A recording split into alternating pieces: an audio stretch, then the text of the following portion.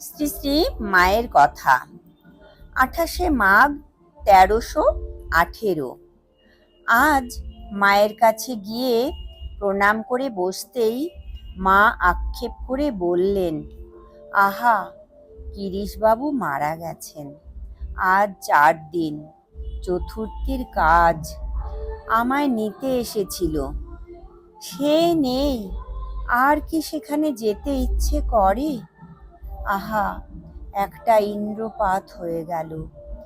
কি ভক্তি বিশ্বাসী ছিল। গিরিশ ঘোষের সেই কথা শুনেছ?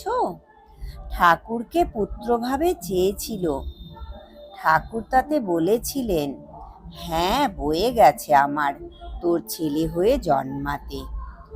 তা কে জানে মা, ঠাকুরের শরীর যাবার কিছুকাল পরে গিরিশের এমন একটি ছেলে হলো, 4 বছর হয়েও কারো সাথে কথা বলেনি।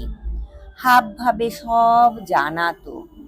ওরা তো তাকে ঠাকুরের মতো সেবা করত। তার কাপড় জামা, খাবার জন্য রেকাব, বাটি গেলাস, সমস্ত জিনিসপত্র নতুন করে দিলে সেসব আর কাউকে ব্যবহার করতে দিত না। গিরিশ বলতো, ঠাকুরই এসেছেন, তা ভক্তের আবদার কে জানে মা। একদিন আমাকে দেখবার জন্য এমন অস্থির হলো যে আমি উপরে যেখানে ছিলুম সকলকে টেনে টেনে সেই দিকে উ উ করে দেখিয়ে দিতে লাগলো। প্রথমে কেউ বোঝেনি, শেষে বুঝতে পেরে আমার কাছে নিয়ে গেল। তখন ওইটুকু ছেলে আমার পায়ের তলায় পড়ে প্রণাম করলে। তারপর নিচে নেমে গিরিশকে ধরে টানাটানি আমার কাছে নিয়ে আসবে বলে।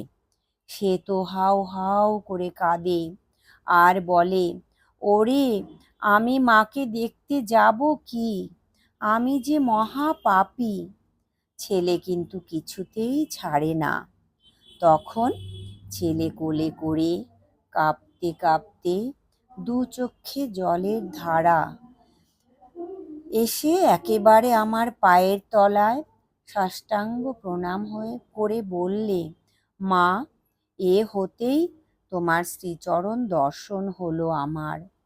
ছেলেটি কিন্তু মা 4 বছরেই মারা গেল। এর আগে একদিন গিরিশ ও তার পরিবার তাদের বাড়ির ছাদে উঠেছিল। আমি তখন বলরাম বাবুর বাড়িতে। বিকেলবেলা ছাদে গেছি। গিরিশের ছাদ হতে তাকালে যে দেখা যায় সেটা আমি লক্ষ্য করিনি। পরে তার পরিবারের কাছে শুনলুম সে গিরিশকে বলেছিল, ওই দেখো, মা বাড়ির ছাদে বেড়াচ্ছেন। গিরিশ ওই কথা শুনে অমনি তাড়াতাড়ি পিছন ফিরে দাঁড়িয়ে বলেছিল, না না, আমার পাপ নেত্র, অমন করে লুকিয়ে মাকে দেখব না। এই বলে সে নিচে নেমে এসেছিল। জয় ঠাকুর, জয় মা, প্রণাম মা গো।